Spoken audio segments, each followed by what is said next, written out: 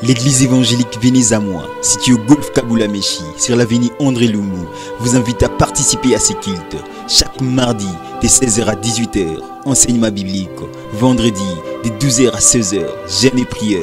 De 16h à 18h, enseignement biblique. Et dimanche, de 8h30 à 11h30, culte de louanges et d'adoration. Dieu, on ne le sert pas de n'importe quelle manière. Dieu, on le sert d'après les modèles qu'il a tracés lui-même. Venez vivre la transformation de vie par la parole et la démonstration du Saint-Esprit. Qu'est-ce que le Seigneur peut donner à un homme qui puisse demeurer éternellement?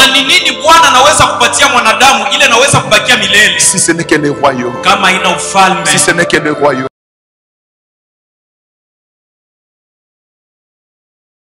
Je vais continuer encore ce dimanche avec le même thème.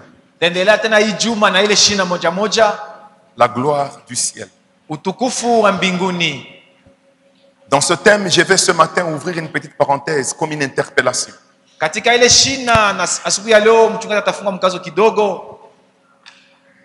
Je dis que je vais continuer avec le même thème. La gloire du ciel. Je n'ai pas cessé de le dire. Le rôle de l'église, c'est de préparer les hommes, de préparer les gens à entrer au ciel.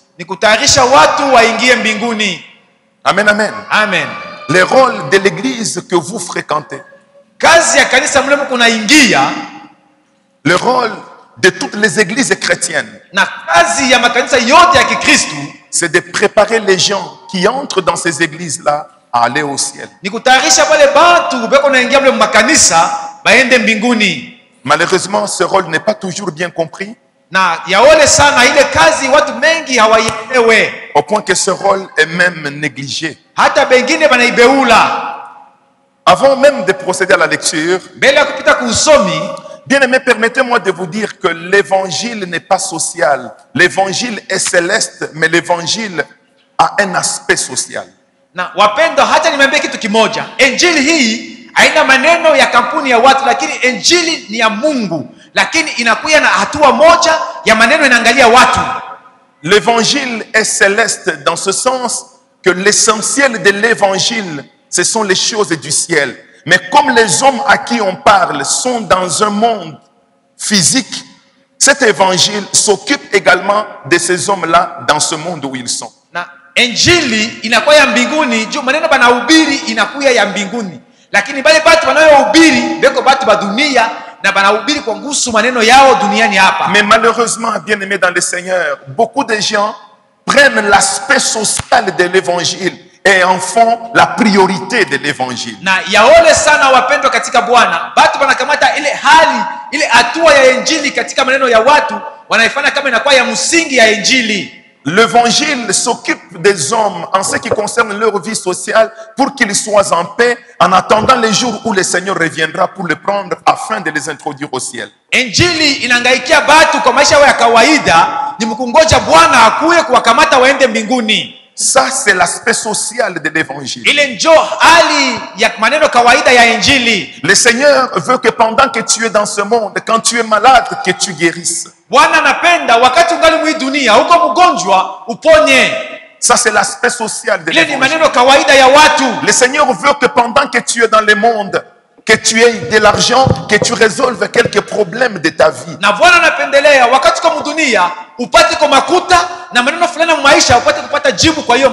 Ça c'est l'aspect social de l'évangile. Le Seigneur veut que tu te maries et que tu aies des enfants. C'est encore là un des aspects sociaux de l'évangile. Amen, amen. Amen. L'évangile a un caractère social. L'évangile s'occupe également de la vie sociale des gens.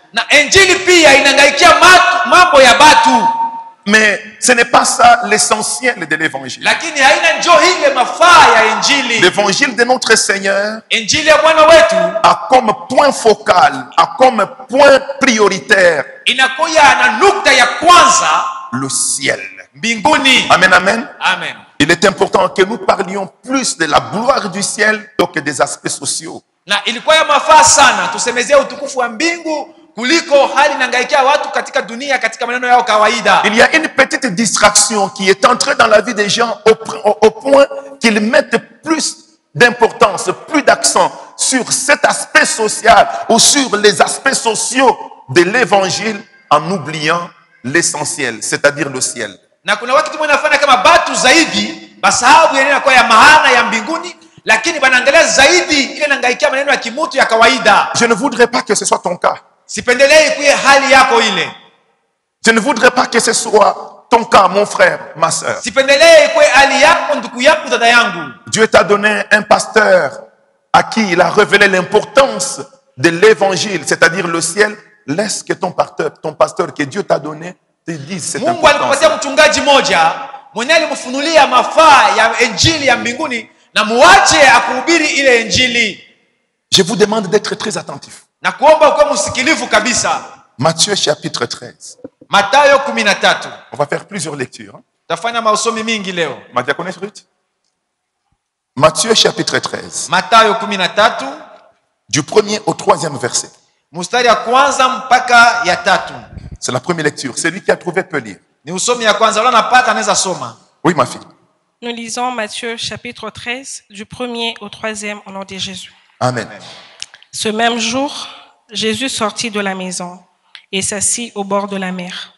Une grande foule s'étant assemblée auprès de lui, il monta dans une barque et il s'assit.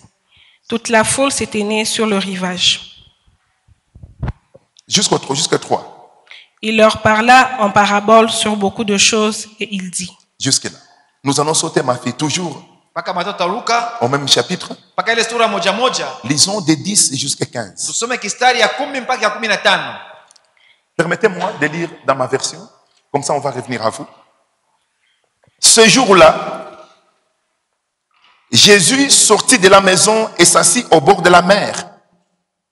De si grandes foules s'assemblèrent auprès de lui qu'il monta s'asseoir dans une barque. Toute la foule s'était née sur les rivages. Il leur parla longuement en parabole. Il disait, nous sautons, lisons à partir du 10e verset. Les disciples s'approchèrent et lui disent, pourquoi leur parles-tu en parabole? Jésus leur répondit, parce qu'il vous a été donné de connaître le mystère du royaume des cieux et que cela ne leur a pas été donné. Car on donnera à celui qui a et il sera dans l'abondance. Mais à celui qui n'a pas, on ôtera même ce qu'il a. C'est pourquoi je leur parle en parabole, parce qu'en voyant, ils ne voient point, et qu'en entendant, ils n'entendent ni ne comprennent. Et pour eux s'accomplit cette prophétie d'Ésaïe.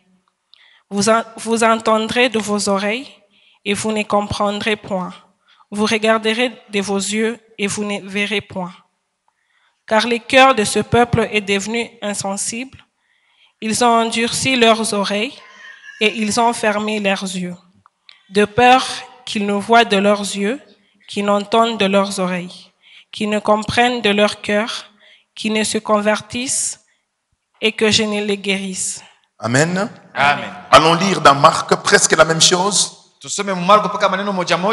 Presque la même chose. Allons lire dans Marc au chapitre 4.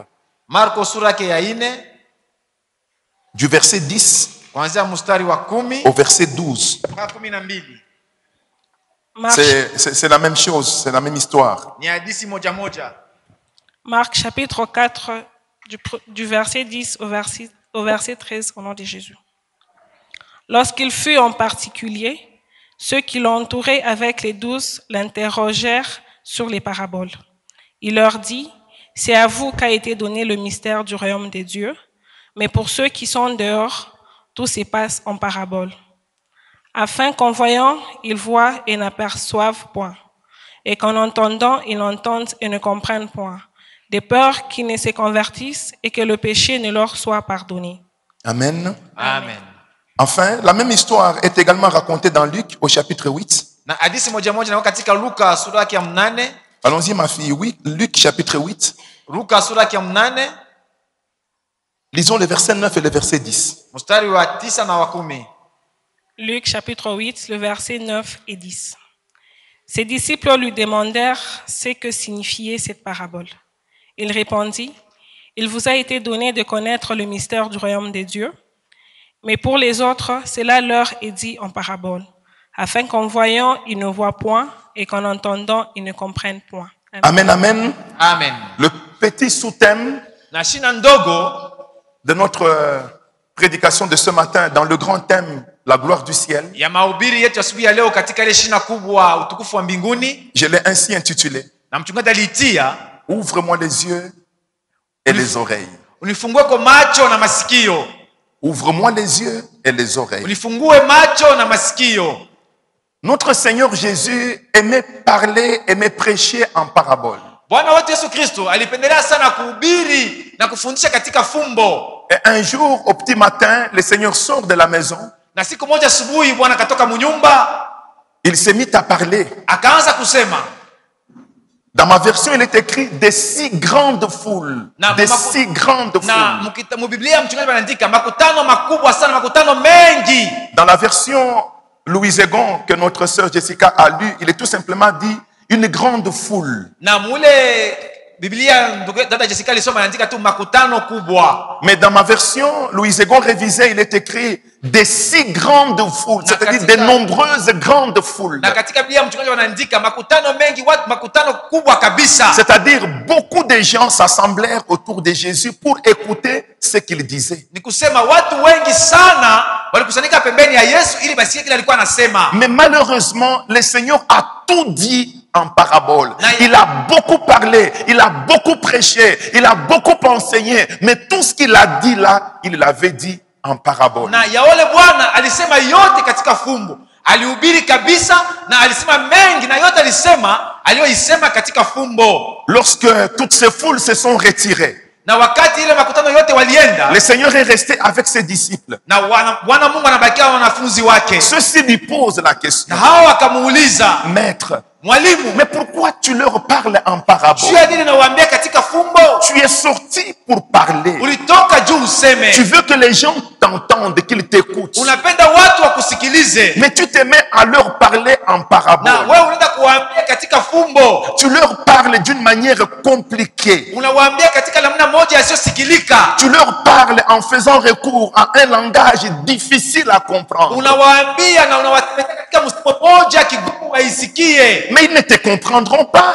Hawatakusikiliza. Toute ce foule à qui tu as parlé aujourd'hui Hii makutano yote ulisema hayo mbele yayo. ne t'ont pas compris aujourd'hui. Hawakuelewa leo. Parce que tu n'as fait que parler en parabole. Juu wewe ulifundisha mpaka katika fumbo. Tu n'as fait que prêcher en recourant à un langage imagé, un langage difficile à comprendre. Wewe ulihubiri mpaka katika msemo moja iko inaletwa kwa mfano ama inakufichwa. La réponse du Seigneur, c'est ce qui m'interpelle et que je voudrais que nous puissions partager ce matin. La réponse du Seigneur, c'est ce qui est important, bien-aimé dans le Lakini Seigneur. jibu ya Bwana ndio ile nilikokuwa napendelea tusemezie leo na ndio inakuwa ya mafaa kabisa wapendwa. Le Seigneur leur dit ceci. Bwana anawaambia hivi, C'est à vous. ni kwenu mweye, Vous qui êtes là à côté de moi. mweye mko hapa pembeni yangu. C'est à vous Ni kwenu mweye que Dieu a donné yenye Mungu alileta le mystère du royaume des cieux. siri ya ufalme wa mbingu. C'est à vous Ni kwenu mweye qu'il est permis de comprendre et de connaître les mystères, le secret du royaume des cieux. inaruhusiwa mpate kusikia na kuelewa siri ya ufalme wa Mungu. Amen, amen. Amen. Bien aimé, en d'autres termes, le Seigneur dit ceci. Wapenda, misemo mingine Bwana anasema hivi, Le royaume des cieux n'est pas donné à tout le monde. ufalme wa mbingu hawaupewe kwa watu Le wote. secret du royaume des cieux ne Si- sont pas donnés à tout le monde, ne sont pas révélés à tout le monde, ne seront pas compris à tout le monde. Siri Par ya tout le ufalme wa monde. mbingu hawaifunue kwa watu wote, na aina watu wote wataisikia. Amen, amen. Amen. Suivez bien la réponse que le Seigneur donne à la question des disciples. Ufuate mzuri jibu Bwana analeta kuuliza wa Et wanafunzi j'ai wake. une inquiétude, il ne faut pas que cela soit notre cas. Il ne faut pas que cela soit votre cas. Niko na huzuni, haifai ile ikuwe hali yetu. Le Seigneur enseigne pendant longtemps. Dans ma version, on dit, il enseigna longuement en parabole. Na Bwana Mungu anafundisha katika wakati mrefu na mfumbo, Et cela inquiète les disciples. na ile inahuzunisha wanafunzi. Ils vont alors le voir. Wanaenda kumuona, Ils nous disent, maître, wanamwambia mwalimu, mais tu leur as beaucoup parlé aujourd'hui. leo uliwasemezea mengi Mais sana, tout ce que tu as dit na aujourd'hui, yote ulisema leo tu l'as dit en parabole. unaisema katika fumbo, Tu l'as dit en recourant à un langage difficile pour qu'on na te comprenne. ulisema katika msemo moja ya nguvu sana kusikiliza. Il pose cette question-là, non pas pendant que toute cette foule est là. Wanauliza ile ulizo, hapana wakati yote ile makutano iko hapo, Lorsqu'ils sont seuls avec leur Seigneur, na ni wakati biko peke yao na là Bwana, ils ont l'occasion de l'aborder. na wale wanakuwa na bahati ya Et c'est kumsemezea. la réponse du Seigneur qui est interpellante. Ni jibu ya Bwana Mungu yanatuangalisha hapa, C'est la réponse du Seigneur qui est même un peu surprenante. na ni jibu ya Bwana ndio nashangaisha. Le Seigneur dit, Bwana anasema c'est à vous ni kwenu mweye qu'il a été donné de connaître le Ilipewa mystère du royaume des cieux. juu wa siri ya ufalme wa mbingu. C'est à vous qu'il a été donné de connaître, de comprendre, de voir les secrets du royaume des cieux. Ni kwenu mweye ilipewa siri ya kuona, kusikia ile siri ya ufalme wa mbingu. Mais pour les autres, Juu ya wengine, ceux pour qui vous vous inquiétez, kwa wale mko nangaikia, mko nangunikia, vous vouliez qu'ils comprennent. mulipendelea nao wasikie, Vous vouliez qu'ils comprennent tout ce que j'ai enseigné. mulipendelea nao wasikie vyote Vous nilifundisha. vouliez que je parle dans un langage clair pour qu'ils comprennent. Mulipenda niseme katika msemo ya wazi juu wapate kusikiliza. Vous vous inquiétez pour ces gens-là. Mnahangaika juu ya wale watu. Le Seigneur dit que ces gens-là, ce sont des gens du dehors. Bwana anasema pale batu ni batu ba nje. Il y a ceux du dedans Kuna kwa wale bandani et ceux du dehors. na wale ba nje. Ceux du dedans, c'est-à-dire ceux du royaume. Wale bandani kusema wale ba ufalme. Et ceux du dehors, c'est-à-dire ceux qui n'appartiennent pas au royaume. Wale ba nje ni kusema wale ba muufalme. Il dit, vous êtes de l'intérieur, vous êtes du dedans. Anasema moyo mko bandani. Je vais vous expliquer tout ce que j'ai dit en parabole. Tamiambia vyote nilisema katika fumbo. Mais les autres, Lakini wale comme wengine ils sont du dehors, vile ni ba nje. comme ils sont du dehors, c'est-à-dire ils ne sont pas du royaume, Kusema hapana ba muufalme. eux, Bo tout leur sera toujours dit en parabole. yote batabambia mpaka katika fumbo. Suivez bien ce que le Seigneur est en train de Fuate dire. muziki ile Bwana kona sema. Puisqu'ils sont du dehors, Juu ni ba nje, puisqu'ils ne sont pas du dedans, juu abana bandani. comme ils sont du dehors, Vile boni ba nje, je leur parlerai toujours en parabole. nitabasemezea kila wakati wote mpaka katika fumbo. Et le Seigneur enchaîne Na Bwana anaongeza na kusema, pour que même ayant des yeux et regardant, qu'ils ne voient pas. juu hata kama peko na macho, peko na angalia, lakini abaone. Pour que même ayant des oreilles pour entendre, qu'ils entendent mais qu'ils ne comprennent pas. Juu hata kama peko na masikio ya kusikia, banasikia lakini abaelewe. L'évangéliste Marc ajoute un élément que les deux autres évangélistes, Matthieu et Luc, n'ont pas relevé. Lakini Marko anaongeza kitu kingine kile Mathayo na Luka abakusemea. Marc dit ceci. Marko anasema hivi, Comme ils sont du dehors, vile ni ba nje je leur parle en parabole na basemezea katika fumbo, pour que même s'ils ont des yeux qu'ils voient mais sans voir, na juu hata kama peko na macho baangalie bila kuona, même s'ils ont des oreilles qu'ils entendent sans rien comprendre, hata kama peko na masikio basikie bila kuelewa. écoutez, Sikieni, de peur qu'ils ne comprennent, qu'ils ne se repentissent et que leurs péchés leur soient pardonnés. kusudi basi elewe, batubu na mazambi yao babasamee hayo, Je leur parle en parabole. na basemezea katika fumbo. Parce que si je parle d'une manière claire, Juu nikisema katika msemo ya wazi, ils verront, bataona, ils comprendront, bataelewa, ils se repentiront batatubu et leurs péchés seront pardonnés. na mazambi yao watabasamea. Je leur parle en Na parabole wasemezea katika fumbo pour qu'ils ne voient pas, juu basione, pour qu'ils ne juu comprennent pas, basielewe, de sorte qu'ils ne se repentent kusudi basitubu et que leurs péchés ne leur soient pardonnés. na mazambi yao basiyasamee. C'est ce que l'évangéliste Marc ajoute. Jo kile Marko anaongeza.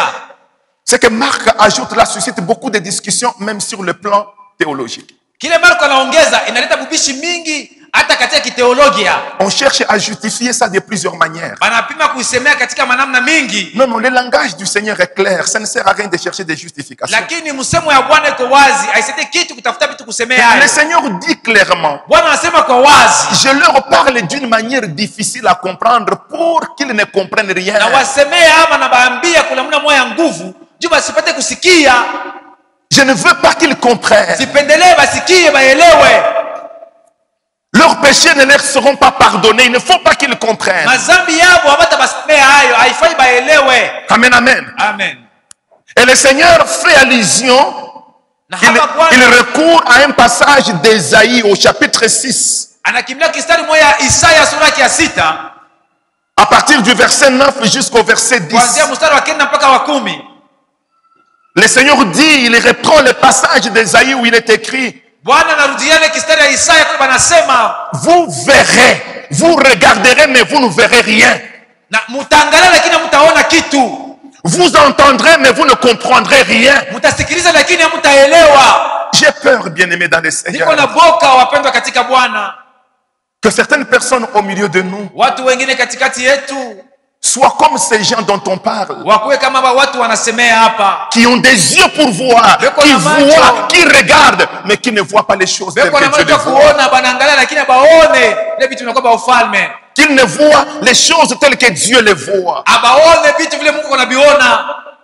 Dieu veut que tu vois les choses comme il les voit. Mungu anapenda wewe uone vitu vile yeye unaviona. Dieu veut que tu vois le monde comme il le voit. Mungu anapenda uone dunia hii vile yeye anaiona. Si tu vois le monde autrement que Dieu le voit, Ukiona dunia hii labda ni kuliko vile Mungu anaiona, il te sera difficile d'entrer dans les royaumes. itakuwa kigumu sana uingie mu ufalme. Amen, amen. Amen. Le Seigneur veut que tu comprennes ce qu'il dit dans le sens qu'il le dit. Bwana Mungu anapendelea uelewe bila anasema mwile namuna yeye anabisema. La parole de Dieu ne vient pas vers les hommes pour rien. Elle vient vers les hommes avec un sens précis. Neno la Mungu haikuwe kwa batu kwa bure, inakuwa na maana moja hivi. Et Dieu veut qu'en entendant sa parole, nous la comprenions telle qu'il veut que nous l'entendions. Na Bwana Mungu anapendelea wakati kunasikia neno lake tupate kuielewa vile yeye anapenda. Que nous puissions comprendre la parole de Dieu selon le sens qu'il donne à cette Tupate parole-là. kuielewa kufuatana ile maana analeta kuile neno.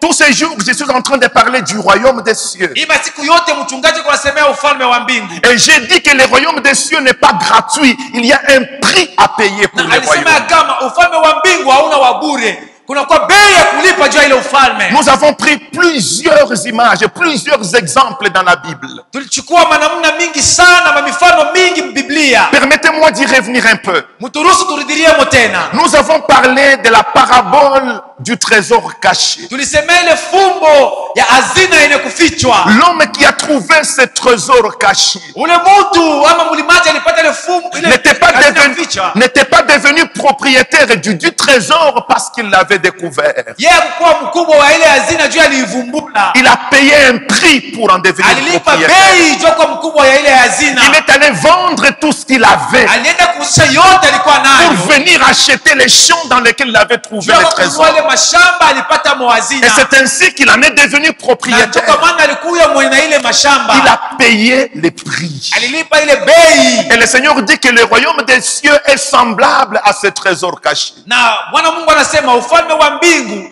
inafananishwa na ile hazina yenye kufichwa. Nous avons parlé, bien-aimés dans le Seigneur, de la perle de grand prix. Na wapendwa katika Bwana, tulisema pia ile buchanga ya bei kubwa. Le marchand de perles, Ule mtu akusisha buchanga, lorsqu'il a trouvé cette perle de grand prix, wakati alivumbua ile buchanga ya bei kubwa, il s'est sacrifié alijitoa en vendant tout ce qu'il possédait kuuzisha yote alikuwa nayo afin d'aller acheter cette perle de ili grande akaenda valeur. kununua ile buchanga ya bei kubwa. Il a payé les prix. Alipa ile bei. Et le Seigneur dit que le royaume des cieux est semblable à cette perle-là. Na Bwana Mungu anasema ufalme wa mbingu inafananishwa na ile buchanga ya bei. Nous avons parlé de Moïse. Tulisema pia juu ya Musa. Moïse est sur le point de devenir pharaon Na Musa d'Égypte. katika munukta ya kuwa mfalme wa Misri. L'homme le plus puissant. mtu wa uwezo, l'homme le plus célèbre du monde. mtu wa kutawala dunia mzima. Non seulement cela, Hapana tu ile, en devenant pharaon, lakini mkuu Faraoni Moïse devait être adoré comme Dieu parce que les pharaons étaient également considérés comme des dieux. Musa balipasha kumwabudu kama Mungu, kwani ile wakati walikuwa naabudu wa Faraoni kama wa Mungu. Au moment où Moïse découvre, au moment où Moïse est sur le point de bénéficier de tous ces grands privilèges-là, Na wakati ile Musa alipasha kupata ile mafaida yote, Moïse découvre qu'il n'est pas égyptien, il est hébreu. na anavumbua kama yeye ana Mumisri lakini Mwebrania. Il est obligé de faire un choix Alipashwa kuchakua sasa, où il accepte la fausse identité comme égyptien et il bénéficie de tous les privilèges, wala anaitika anwani ya bongo kama Mumisri na anabeba ile mafaida yote, où il refuse cette fausse identité, il accepte sa vraie identité comme hébreu et il devient esclave. wala aitikie anwani yake ya kweli kama Mwebrania na kuya mtumwa. Mais en même temps, Dieu apparaît à Moïse dans une vision et lui montre l'œuvre de la croix de Jésus et la récompense qu'il y a dans cette croix, dans Na cette ile wakati œuvre-là. moja moja Mungu anamuonekania Musa katika onyo, anamuonyesha kazi ya Yesu kumsalaba na malipo inakuwako. Et Moïse regarde la récompense qu'il y a dans l'œuvre de la croix. Na Musa anaangalia ile malipo iko mkazi ya msalaba, Moïse refuse de devenir pharaon. na Musa anakatala kuya Faraoni, Moïse refuse de vivre selon une fausse identité. na Musa anakatala kuishi na anwani ya bongo, Il devient esclave. anakuwa mtumwa. Moïse a payé les prix pour obtenir la récompense qu'il avait vue en vision. Na Musa alilipa bei cha kupata malipo aliona katika onyo. Nous avons parlé d'Abraham, il y a encore d'autres dont nous parlerons, bien-aimés dans le Seigneur. Il y a un prix qu'il faut payer pour les royaumes des cieux.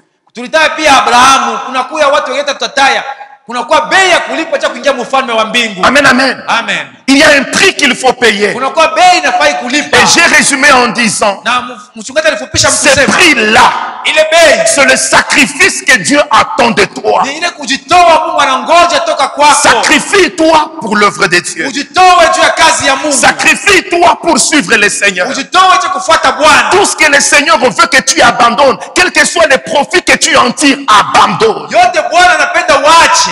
Hata kama unapata kama faida, acha hayo. Amen, amen. Amen.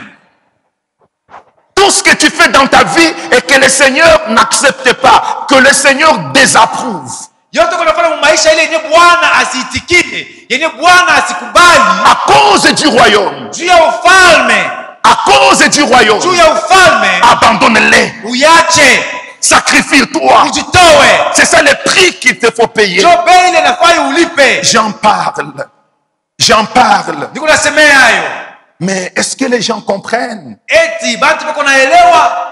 C'est là que j'ai dit, j'ouvre une petite Nipana parenthèse. sema kuna mkazo kidogo. Amen, amen. Amen. Beaucoup de gens ne semblent pas comprendre. Watu mengi wanaona kama hawaelewe. Comme je l'ai dit dans la partie introductive Sema kipande ya kuingia, de cette kuingiza prédication, ya mahubiri. les gens prennent ce qu'on considère comme étant l'aspect social de l'évangile. Ils en font la priorité de Watu l'évangile. wanaangalia ile hatua ya maisha ya watu kawaida tu wanafanya msingi ya injili. Pourquoi? Juu ya nini?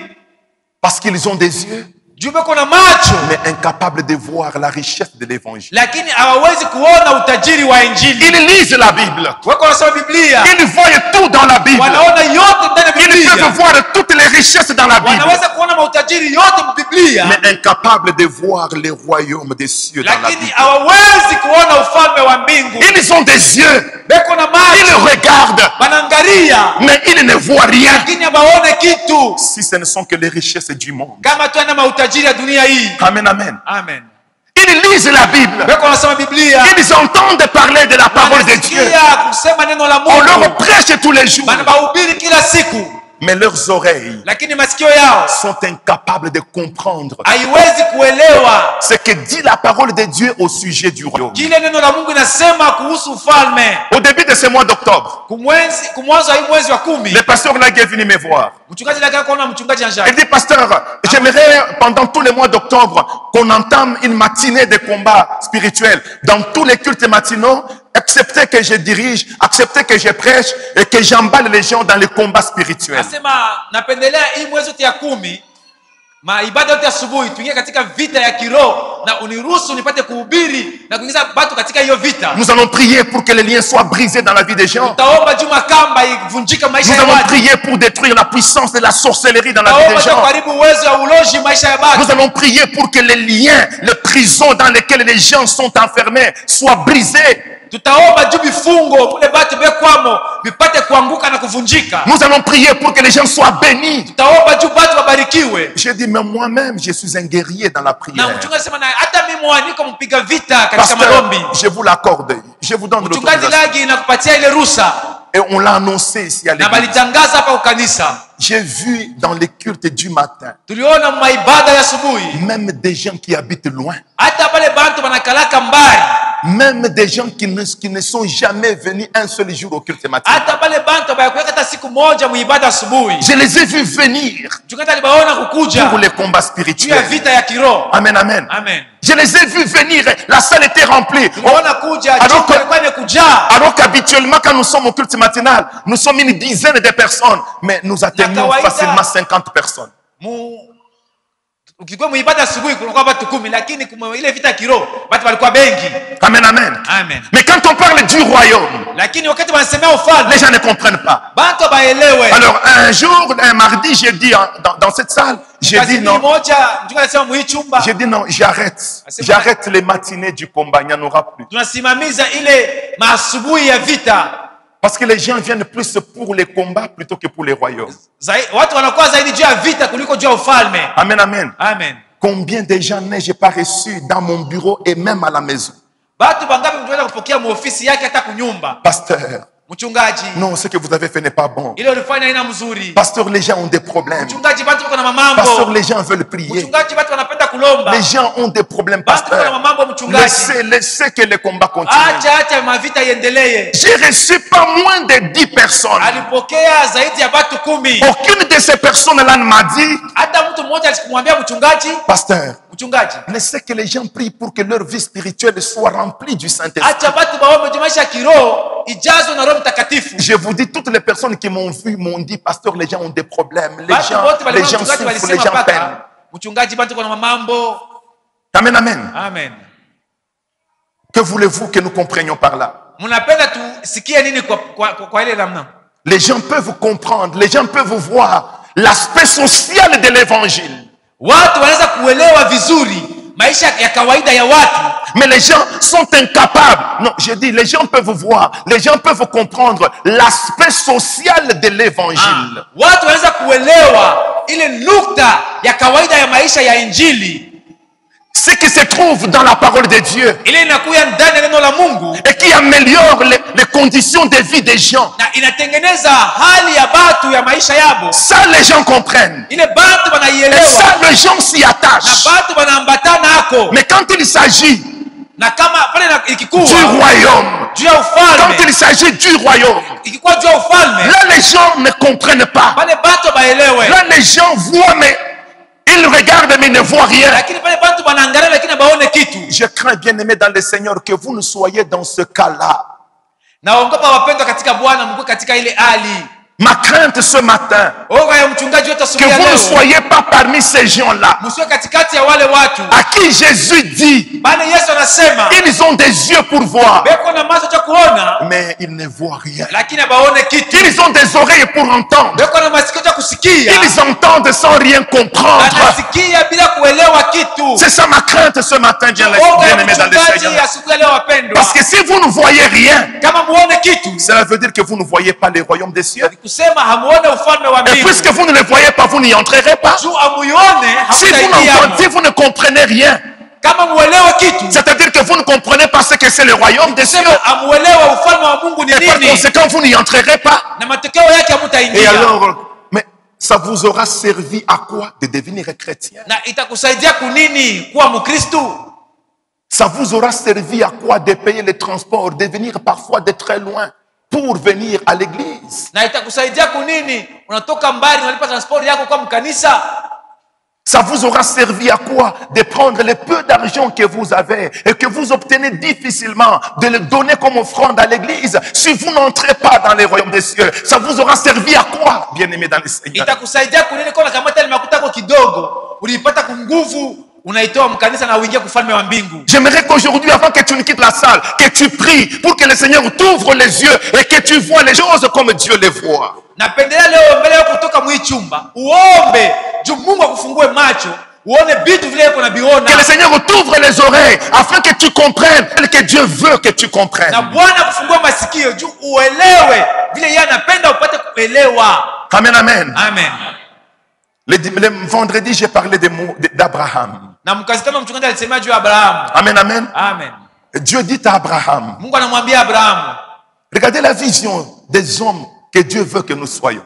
Angalia onyo wale watu Mungu anapenda tukue kama wao. Dieu appelle Abraham. Mungu anamuita Abrahamu. Il lui dit quitte le pays où tu habites. Asema toka muinchi mule kona ikala. Je te montrerai les pays que je te donnerai. Takuonesha ile inchi nitakupatia. Et je te promets de te rendre grand dans ces pays-là. Na nakulaka kufanya wewe kuwa mtu mkubwa mwile inchi. Je te promets de te rendre riche dans ces pays-là. Nakulaka kufanya wewe mtu mtajiri katika hiyo inchi.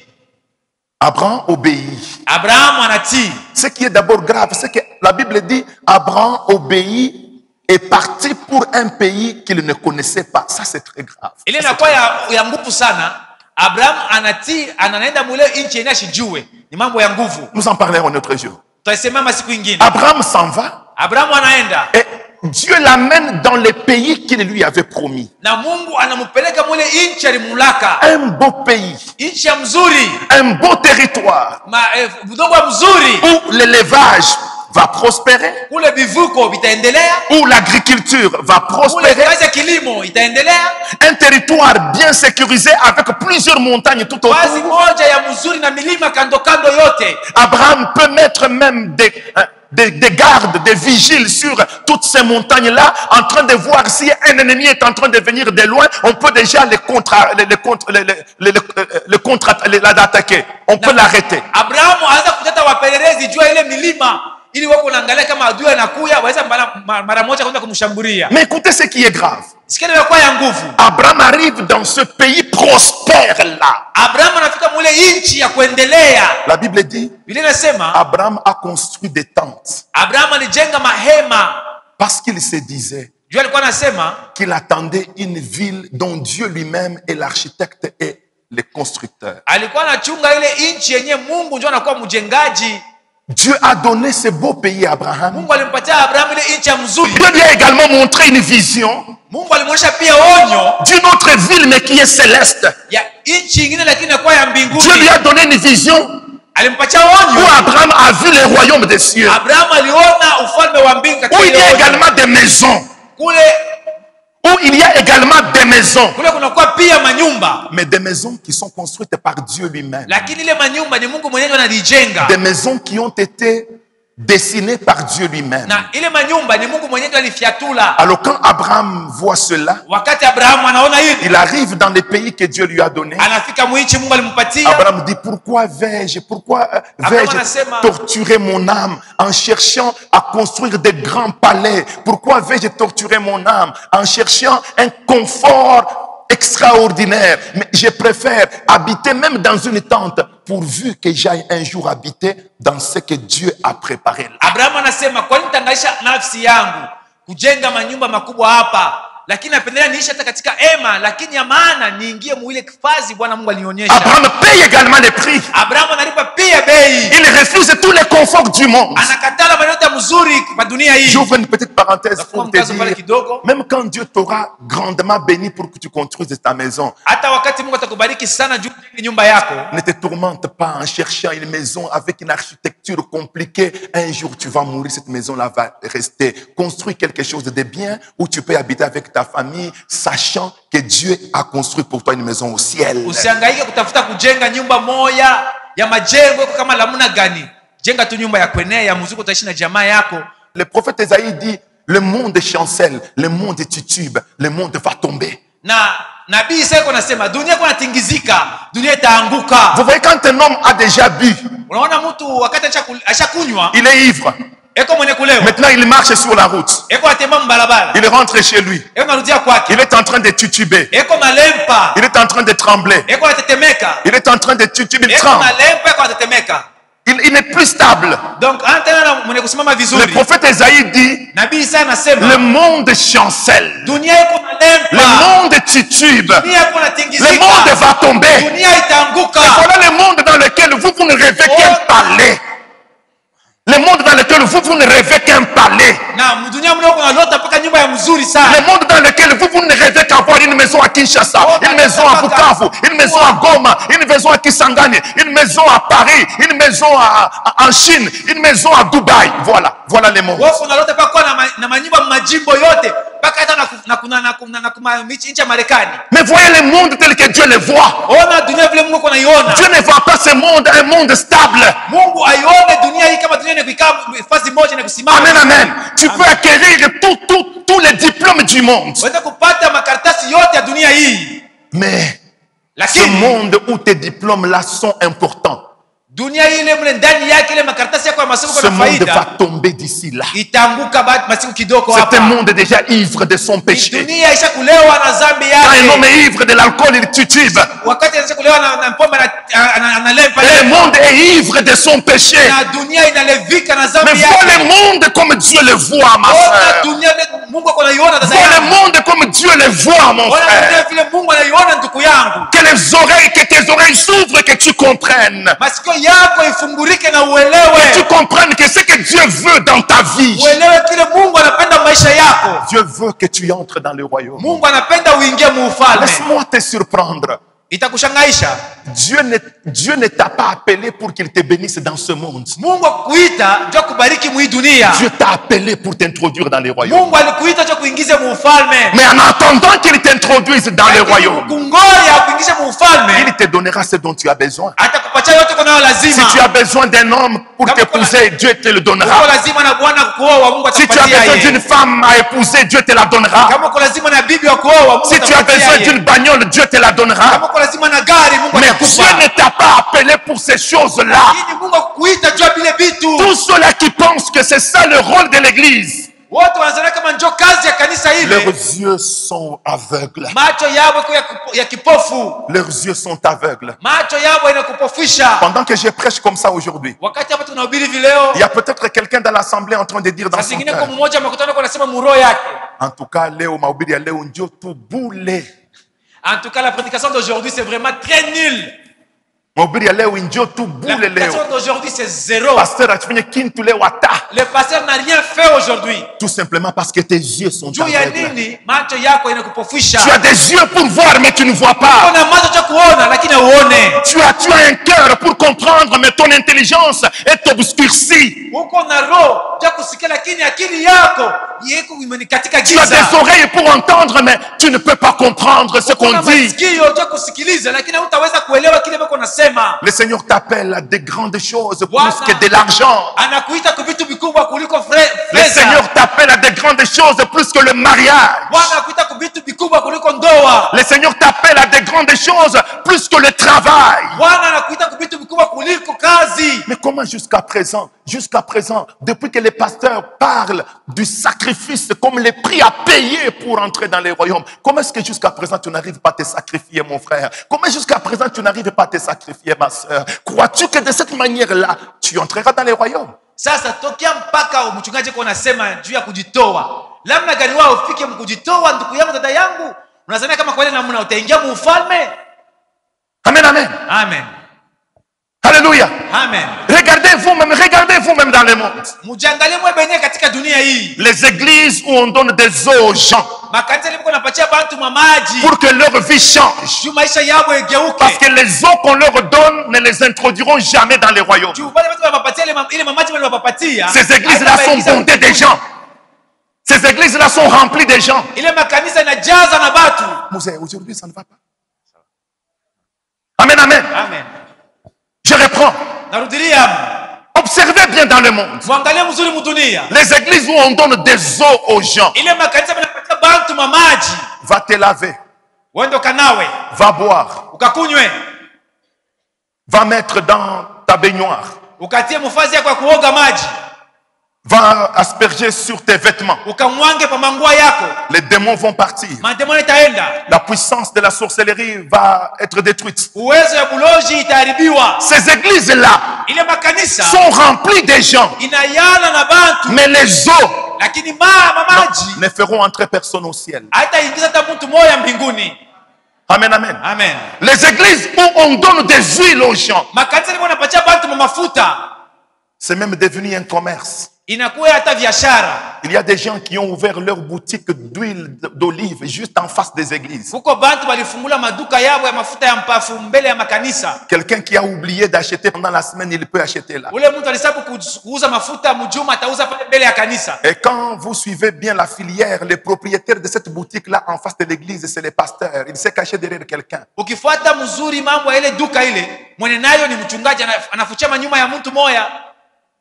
Et le pasteur dit, chaque dimanche, tu amènes une bouteille d'huile. Si tu avais amené ta bouteille d'huile la fois dernière, le dimanche passé, tu ne vas pas l'amener le dimanche prochain. Chaque dimanche, tu dois encore amener une autre bouteille. Na ule mchungaji anasema kila siku ya juma mtu yote alete chupa mafuta. Kama unaleta sabile kwa mfano hii juma unaleta chupa mafuta. Ile juma ingine utaileta na pale kuuza ingine. Et le pasteur dit bien, mais si tu as oublié, ce n'est rien. Il y a une boutique d'huile en face là-bas. Na mchungaji anasema kama ulisema kuleta mafuta yako haina mambo. Unakuya duka moja kuuza mafuta pale mbele ya kanisa. Et les gens achètent à cet endroit-là. Na watu wanauza kule ile duka. Pour que leur vie change. Juu maisha yabo ibadilike. Pour que leur vie soit meilleure. Juu maisha yabo ikuwe mzuri. Qu'ils se marient. Bapate kuolewa. Qu'ils mettent au monde. Bazale. Qu'ils voyagent. Basafiri. Qu'ils trouvent de l'emploi. Bapate makazi. Qu'ils construisent des maisons. Bajenge manyumba. Qu'ils guérissent de toutes les maladies. Baponyeshe kwa magonjwa yote. Que la sorcellerie soit sans effet dans leur vie. Mais ces huiles-là peuvent bien sûr donner toutes ces choses-là. Mais ces huiles-là ne vous introduiront jamais au ciel. Amen, amen. Amen. Il s'agit tout simplement. Il s'agit tout simplement de pasteurs, des pasteurs et des hommes qui sont dans ces églises-là, dont les yeux voient, mais en réalité, ces yeux-là sont aveugles. Que cela ne soit pas ton cas. Toi que Dieu a envoyé dans cette église, venez à moi. Il s'agit tout simplement des gens qui ont des oreilles, mais bouchées, des oreilles qui ne peuvent pas comprendre. Que cela ne soit pas ton cas. Que cela ne soit pas ton cas. Alléluia. Amen. Ce sont tout simplement des gens dont les oreilles ne peuvent pas comprendre ce que Dieu dit. Quand je prêche là, il y a d'autres personnes qui entendent une autre prédication que celle que moi je donne.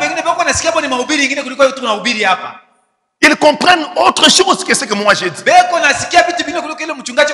Je ne suis pas contre les combats spirituels. Je ne suis pas contre que tu sois béni. Je ne suis pas contre que tu te maries, que tu mettes au monde. Je ne suis pas contre que tu trouves du travail. Je ne suis pas contre que tu termines ta maison. Je ne suis pas contre que tes conditions de vie deviennent meilleures. Je ne désire pas que tes problèmes continuent. Et d'ailleurs, tu n'en as pas plus que moi. Personne n'a autant de problèmes comme moi. Amen. Parce que toi, tu n'as que tes problèmes. Moi, j'ai mes problèmes et tes problèmes. Alors, qui a beaucoup de problèmes? Amen, amen. Amen. Toi, quand tu pries tous les jours, tu ne pries que pour toi. Mais moi, je dois avoir du temps de prier pour moi et pour toi. Amen, amen. Amen. Je ne peux pas fermer l'œil sans prier pour moi. Et je ne peux pas non plus fermer l'œil sans prier pour toi. C'est ça la vie d'un pasteur. C'est ça la vie d'un berger. Et alors, bien aimé, qui a beaucoup de problèmes par rapport à l'autre? Vous savez, quand quelqu'un meurt à l'église, nous pleurons. Mais en tant que pasteur, je me dis toujours à moi-même. Et c'est la réaction de tout pasteur. Qu'est-ce que je n'ai pas fait que je devais faire pour que cette sœur meure pour que ses frères meurent. Mais y a-t-il une part de responsabilité pour moi dans cette mort? Y a-t-il des choses qu'il fallait que je fasse que je n'ai pas faites? Et c'est la raison pour laquelle nous sommes arrivés ici. Asema nini nilipasha kufanya lakini sikufanya juu mtu afike mkukufa. Amen, amen. Amen. Quand quelqu'un de l'église meurt, toi tu viens, tu pleures, tout simplement, tu rentres. Wakati mtu wa mkanisa anakufa wewe unakuwa unalia tu unarudia. Mais le pasteur se pose mille et une Lakini questions. mchungaji anajiuliza maulizo mengi. Seigneur, Bwana, qu'est-ce que je devais faire pour que ceci n'arrive pas? nilipasha kufanya kwa nini juu isifike? Est-ce que ce frère qui nous a quittés, son temps était-il arrivé ou bien il a été précipité et moi, en tant que son pasteur, j'ai été distrait? Huyu ndugu anakufa huyu. Wakati kilifika au alienda mbele ya wakati yako na mimi mchungaji sikufanya kitu, sikuona hayo. Quand je te vois, les conditions difficiles dans lesquelles tu es, Wakati mchungaji anakuangalia mule hali ya nguvu kunaishi, même sans te le dire, je me pose toujours la question, Seigneur, qu'est-ce que je dois faire pour que ces conditions cessent? hata kama sikwambie, lakini ndani kanasema Bwana Mungu, unapaswa kufanya nini juu huu mtu maisha yake igeuke? Qu'est-ce que je peux faire pour que cet homme vive dans de bonnes conditions? Naweza kufanya kwa nini juu huyu mtu aishi mzuri? Alors vous voyez que moi j'ai beaucoup de problèmes par rapport à vous. Na unaona kama mchungaji kuna mambo ya mingi kuliko Et j'ai yako. besoin que tous ces problèmes soient résolus. Na eko lazima na ile mambo yote ipate solution. Mais cependant, bien-aimés, Lakini ile wakati wapendwa, le Seigneur n'est pas venu dans le monde uniquement pour ça. Bwana kwa mudunia juu mpaka ya ile mambo ya vile. Le Seigneur est venu principalement pour nous préparer à aller au ciel. Bwana alikuja tu kwa ya kwanza tu kujitayarisha kwenda mbinguni. Bien-aimés, ouvrez vos yeux. Wapendwa, fungueni macho yenu. Demandez à Dieu de vous ouvrir les Muombe yeux. Mungu amefungue macho. Demandez à Dieu de vous ouvrir les Muombe oreilles. Bwana Mungu amefungue masikio. Que vous soyez capable de comprendre les Écritures. Mkuwe na uwezaji ya kuelewa maandiko. C'est très important, bien-aimés, dans le Inakuwa mafao Seigneur. wapendwa katika Bwana. La Bible dit, la foi vient de ce qu'on entend, n'est-ce pas? Nasema imani inatoka mwetu tunasikia, si ndio vile? Mais ce qu'on entend là, Lakini tuko nasikia, il faut les comprendre. inafai kuielewa. Si nous ne les comprenons pas, ça ne peut pas donner la foi. Atuelewe hata haitaleta imani. Tout ce que j'ai dit, ça peut vous donner la foi dans la mesure où vous m'avez compris. Si vous ne m'avez pas compris, eh bien, aujourd'hui, vous avez raison de dire, Léo Pasteur Njo, boule, boule, boule. Yote mchungaji alisema italeta imani kama mlimuelewa vizuri, lakini kama mkuelewa hayo, mtasema kama aujourd'hui le pasteur c'était vraiment nul, c'était zéro. Je me résume et nous allons prier. Tutafika mtafaa kifupi na tulombe. Le Seigneur enseigne en parabole Bwana anafuka katika fumbo toute la journée.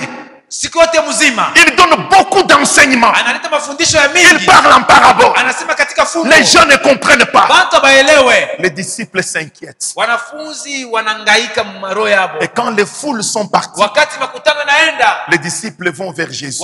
wanafunzi wanakuwa kwa Yesu. Ils lui disent, Maître, Wanamwambia mwalimu, mais aujourd'hui tu n'as fait que parler en parabole. leo ulisema tupa katika fumbo. Ces gens n'ont rien compris. Hapa bantu hapakusikia kitu. Ils sont rentrés sans rien comprendre. Wanarudia bila kuelewa hata kitu kimoja. Ils ont perdu leur temps aujourd'hui. Walipoteza wakati yako leo. Pourquoi tu fais ça? Juu ya nini unafanya hivi? Pourquoi tu leur parles comme Juu ça? ya nini unabasemezea Mais kwa parle namna? d'une manière claire pour qu'ils comprennent. Sema namna ya wazi juu bapate kuelewa. Retenez la réponse du Seigneur. Shike jibu ya Bwana. Je leur parlerai toujours en parabole. Tabaambia mpaka katika fumbo. Parce que les mystères du royaume Siri ya ufalme ne sont pas donnés à tout le monde. haipewe kwa watu wote. Les secrets du royaume Masiri ya ufalme ne sont pas donnés à tout le monde. haipewe kwa watu wote. Le royaume lui-même Ufalme yenyewe n'est pas donné à tout le monde. haipewe kwa watu wote. Il ne faut pas Haifai qu'ils comprennent. bapate kuelewa. Il ne faut pas Haifai qu'ils voient. baone. S'ils voient et comprennent, Bakiona na kuelewa ils vont se repentir. batatubu. Et s'ils se repentent, Na kama banatubu, leurs péchés seront pardonnés. mazambi yao batabasamea. Et si leurs péchés sont Na pardonnés, bakisamea mazambi yao, ils entreront dans les royaumes des cieux. bataingia mu ufalme wa mbingu. Mais le royaume des cieux n'est pas réservé à tout le monde. Lakini ufalme wa mbingu haina juu ya watu wote. Le docteur Jean Calvin n'a pas tellement tort. Na huyu mwalimu Jean Calvin ana nakosa. Amen, amen. Amen. Le docteur Jean Calvin, Mwalimu Jean Calvin, sa prédication était fondée sur la prédestination. Nous en parlons un autre jour. mchungaji atasemea masiku ingine. Leur intelligence est obscurcie pour qu'ils ne comprennent pas. Akili yabo iko ile kupofisha juu basipate kuelewa. Leurs oreilles sont bouchées, ils ne comprennent pas. Masikio yabo ile kuzibia juu basipate kuelewa. Leurs yeux sont devenus aveugles pour qu'ils ne voient pas. Macho yabo inakuwa ya kupofisha juu basione. C'est comme ça qu'ils sont. Ndio vile beko. Je ne veux pas que toi tu sois comme ça. Sipende wewe ukue vile. Moi-même, je ne veux pas être comme cela. Na mimi mwenyewe sipende nikue vile. Je veux que tu ouvres les yeux pour voir ce que Dieu voit. Napenda ufungue macho juu kuona kile Mungu kunaona. Que j'ouvre les yeux pour voir ce que Dieu voit. Nifungue macho juu nione kile Mungu kunaona. Que tu entendes la parole de Dieu telle que Dieu veut que tu l'entendes. Que je l'entende de la même manière. Usikie neno la Mungu vile Bwana Mungu anapenda upate kusikia. Les hommes sont capables Bantu banaweza de comprendre toutes les sciences compliquées du monde. kuelewa ile maelimu yote ya nguvu ya dunia. Les mathématiques. Mathématiques. Les gens comprennent. Bantu banaielewa vizuri. Des sciences comme la physique nucléaire, la chimie nucléaire. Kama Les gens physique nucléaire, chimie nucléaire, bantu banaielewa vizuri. Les gens sont capables de comprendre toutes les sciences compliquées du monde. Bantu bako na ile uwezaji ya kuelewa maelimu yote ile ya nguvu mu dunia. Mais les gens sont incapables de comprendre la parole de Dieu. Lakini abaweze kuelewa neno la Mungu. Pourquoi? Juu ya nini? Parce que leur intelligence est obscurcie pour qu'ils ne comprennent pas. Kwani akili yabo iko inakuwa na katika giza juu basisikie. Leurs yeux sont aveugles pour qu'ils ne voient pas. Macho yabo iko inakupofusha juu basione. Alors j'aimerais qu'on s'incline un peu. Napenda tupate kuinama katika malombi. J'aimerais que tu t'inclines, ma sœur et mon frère. Napenda ukunjamishe. L'église évangélique Venez à moi, située au Golf Kabula-Meshi, sur l'avenue André Loumou, vous invite à participer à ces cultes. Chaque mardi, de 16h à 18h, enseignement biblique. Vendredi, de 12h à 16h, jeûne et prière. De 16h à 18h, enseignement biblique. Et dimanche, de 8h30 à 11h30, culte de louanges et d'adoration. Dieu, on ne le sert pas de n'importe quelle manière. Dieu, on le sert d'après les modèles qu'il a tracés lui-même. Venez vivre la transformation de vie par la parole et la démonstration du Saint-Esprit. Qu'est-ce que le Seigneur peut donner à un homme qui puisse demeurer éternellement? Si ce n'est que le royaume. Si ce n'est que le royaume.